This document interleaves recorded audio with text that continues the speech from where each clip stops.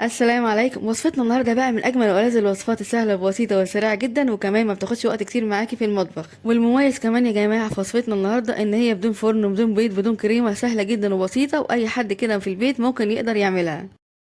مكوناتها كده مش كتير، بس بجد يا جماعه النتيجه بجد روعه. حلقه النهارده يا جماعه كده مكون من 3 طبقات وكلهم كده اجمل من بعض.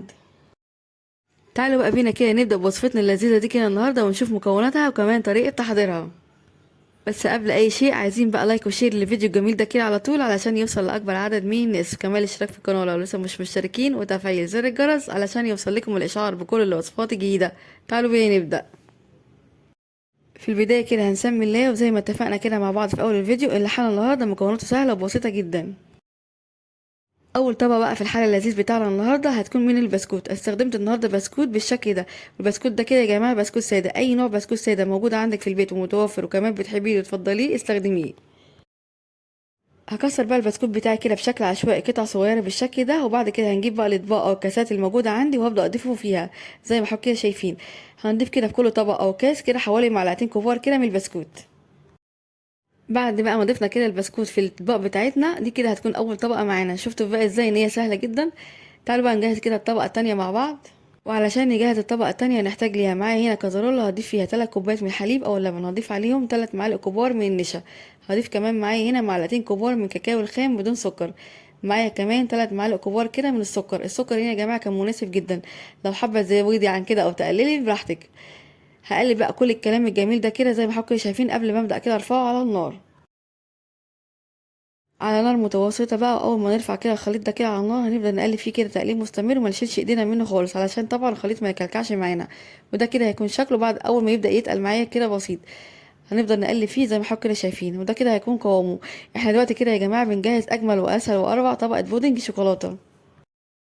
واول بقى ما الخليط بتاعنا يبدا يتقل وقوامه يكون معانا بالشكل ده هنبدا نضيف له كده حوالي كده معلقه كبيره من كده على الشوكولاته. الشوكولاته هنا يا جماعه بتعزز طعم البودنج معانا كده شويه.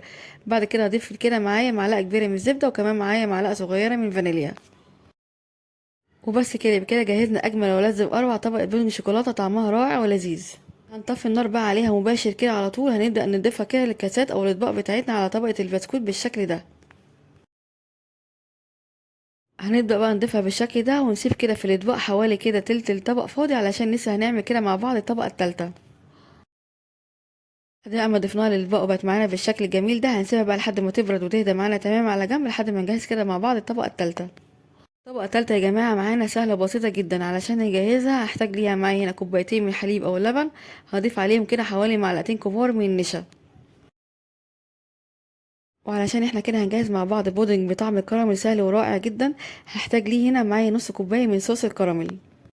انا جهزت صوص الكراميل ده يا جماعه قبل ما ابدا الفيديو، علشان وقت الفيديو كده ما يطولش معاكم، وغير كده احنا عملناه مع بعض على القناه كذا مره.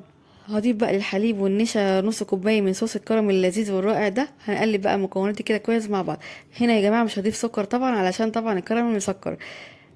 او بقى ما نخلط المكونات دي كده كويس جدا مع بعض هنبدا نرفعها على النار. وزي ما عملنا بودنج الشوكولاته هنفضل نقلب كده تقليب مستمر، مش هنشيل ايدينا خالص من الخليط علشان ما يكلكعش معانا. اول ما الخليط بتاعنا قوام ويتقل يكون معانا بالشكل ده هضيف له كده معلقه كبيره من الزبده، وكمان معلقه صغيره كده من الفانيليا. وهنقلب ويبقى كده جهزنا مع بعض اجمل ولذيذ طبقه بودنج بطعم الكراميل سهله ولذيذه جدا. على طول بقى بدون اي انتظار هنبدا نضيف طبقه بودنج الكراميل الجميله دي في الاطباق بتاعتنا بالشكل اللي حضراتكم شايفينه معايا ده. بعد بقى ما نضيفها في الاطباق بالشكل ده هنسيبها بقى كده على جنب لحد ما تبرد تماما، وبعد كده نبدا ندخلها التلاجة لوقت التقديم وبألف هنا. زي بقى اقول لكم هنا على حاجه، بصراحه الحاله دي يا جماعه طعمه رائع ولذيذ خالص. الثلاث طبقات مع بعض كده هايلين، جربوهم وهيعجبكم جدا جدا. وده كده هيكون شكل الاطباق معانا بعد ما جهزناها. بجد ما شاء الله شكلها جميل جدا. بعد بقى ما سبته كده في التلاجة حوالي ساعتين وبرد معانا تمام وبقى معانا بالشكل الجميل ده، هبدأ بقى كده زينه بحاجة بسيطة خالص. عندي كان عندي هنا صوص شوكولاتة، حبيت كده اديله اضافة جميلة تديله شكل وطعم هايل. وممكن كمان نسيبه كده سادة بصراحة ومش محتاج اي حاجة خالص. بشكل بسيط بقى خالص هنبدأ نضيف كده صوص الشوكولاتة بخطوط كده رايح جاي بالشكل الجميل ده. بصوا بقى معايا هنا شكلها بقى حلو قد ايه. وعلشان بس اكسر اللون معايا شويه ضفت لها كده شوكولاته بيضه بالشكل ده، قطع كده صغننه زي ما حضراتكم كده شايفين. بصراحه اديتها الشكل رائع جدا. وده كده هيكون الشكل النهائي للطبق بتاعنا النهارده. ابسط واسهل واروع حلا بارد سهل وسريع جدا، ومكوناته كمان متوفره في البيت. والاهم بقى من ده كله ان هي بدون فرن بدون كريمه بدون بيض، يعني سهله كده على الاخر.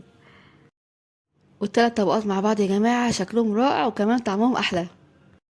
في اي وقت بقى لما نحب نعمل حاجه كده تكون حلوه وسهله وسريعه وفي نفس الوقت مش بتاخد وقت معانا خالص، اكيد مش هنلاقي اجمل ولازم الوصفه بتاعتنا النهارده ان احنا نجربها، بصراحه تستاهل.